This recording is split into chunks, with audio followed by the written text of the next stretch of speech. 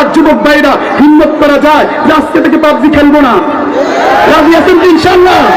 আজকে থেকে free fire খেলবো না, আজকে থেকে সট্টা খেলবো না, আজকে থেকে নুরু খেলবো না, আজকে থেকে প্রকৃত ইমানদার হওয়ার জন্য প্রস্তুত আছেন না?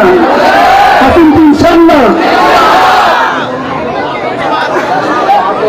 মুহতারাম হাজিরিন, তো বলতেছিলাম আমার যুবক ভাইরা, আসুন ইসলামের পথে আসুন।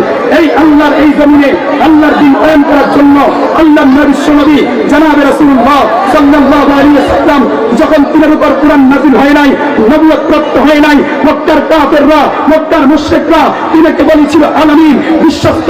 কিন্তু আল্লাহর নবী যখন এক কালিমার কথা বলেছেন, তাওহীদের কথা বলেছেন, তখন মক্কার মুশরিকরা তিনাকে নির্যাতন করেছে, নিপীড়ন করেছে, দেশান্তর করেছে। আওয়াজ দিয়ে বলেন ঠিক কি ঠিক না?